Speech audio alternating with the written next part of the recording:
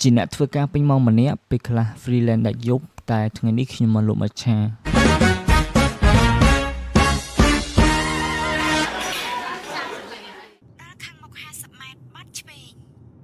បត់ឈួតស្អីគ្មានផ្លូវផងបត់យ៉ាងម៉េចបើមិនស្គាល់ផ្លូវកុំចិត្តតែនិយាយប្រយ័ត្នអ្នកមិនដឹងគេបត់តាមធ្លាក់ពីលើផ្លូវមនុស្សល្ងង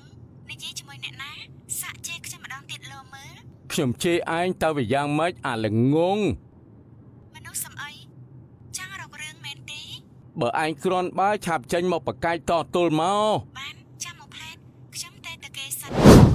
ថ្ងៃនេះខ្ញុំនាំអ្នកទាំងអស់គ្នាទៅរៀនធ្វើមច្ឆាជាមួយខ្ញុំដើម្បីបើកលក់មច្ឆានិយាយលេងទេថ្ងៃនេះខ្ញុំមក join workshop មួយដែលរៀបចំដោយ The Sauce ភ្នំពេញ community មួយនេះគឺ friendly មែនតើយើងមកនេះយើងបានស្គាល់មនុស្សច្រើន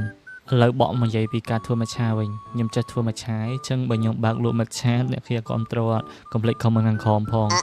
បើគេធ្វើលក់មែនតើ5នាទីគេធ្វើបាន5កែវអញ្ចឹងតែបើខ្ញុំ10នាទីធ្វើតែបាន1កែវទេ